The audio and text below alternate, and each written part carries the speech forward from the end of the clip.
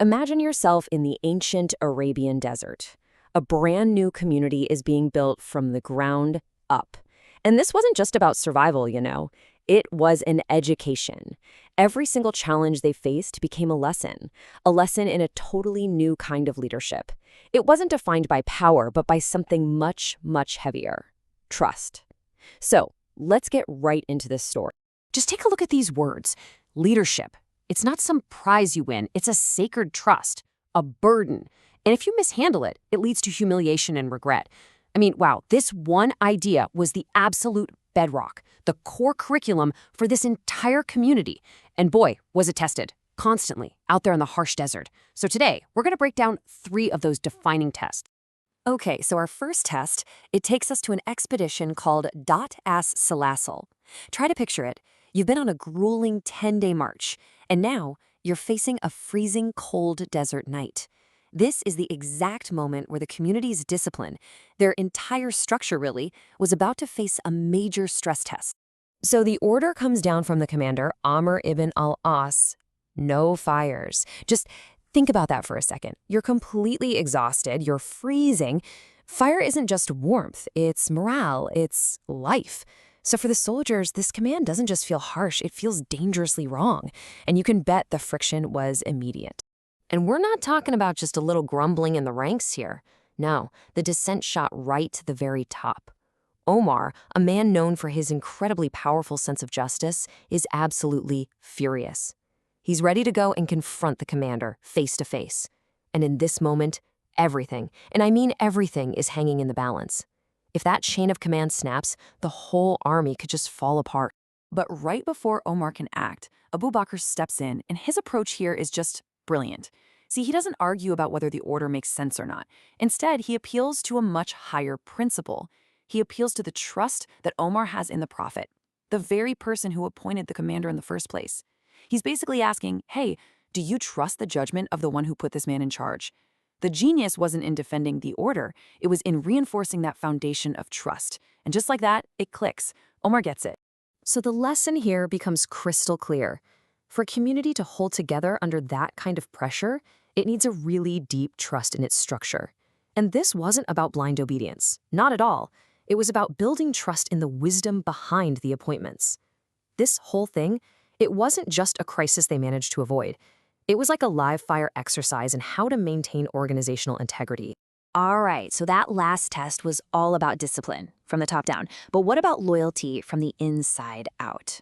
Well, our next story takes us to a hugely pivotal moment: the secret march to Makkah. And this mission, it was going to test loyalty in 2 completely different ways. First, through fierce public statements, and then through quiet, disciplined silence. The whole operation, I mean the entire thing, depends on secrecy.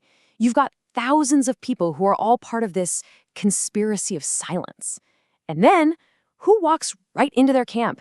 The leader of the opposition, Abu Sufyan. He's there to negotiate, sure, but he's also there to probe, to look for any crack in that wall of silence.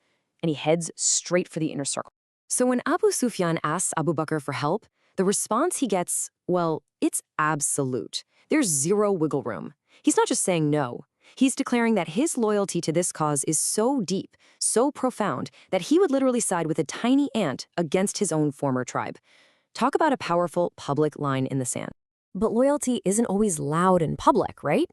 It also has a quieter, maybe even more sophisticated side. So when Abu Bakr goes to visit his own daughter, Aisha, he sees she's getting ready for the journey. He asks her point blank about the mission, and she refuses to say a single word. I mean, think about that for a second. His own daughter is keeping this huge secret from him. And what does he do? He doesn't push. He respects her silence because he understands that her loyalty to the mission's secrecy is more important than even her duty to her father. It just goes to show a kind of wisdom that puts the collective good above everything. Okay, so we've seen discipline and we've seen loyalty. Now for our final story, we're heading into the chaotic aftermath of the Battle of Hunayn. And this is where the education really comes to a head. A simple dispute over the spoils of war turns into the ultimate classroom, pitting the old world of poetic pride against the new world of divine principle. You know, victory can be messy, and at Hunayn, the big challenge was dividing up the spoils. Now, you have to understand, in the old tribal system, your share wasn't just about wealth. It was a public statement about your honor.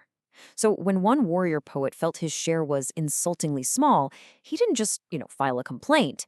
He did what any man of his standing would do. He used his art as a weapon. And this is the absolute core of the conflict, right here. On one side, you've got poetic pride. This is the age-old tradition of using powerful poetry to demand your rights, to puff up your status. It's all about ego and personal honor. But on the other side, you have divine justice, a totally radical new idea where fairness is decided by a higher, impartial principle, not just by who can come up with the cleverest rhyme. And you can just feel the sting in his words, can't you?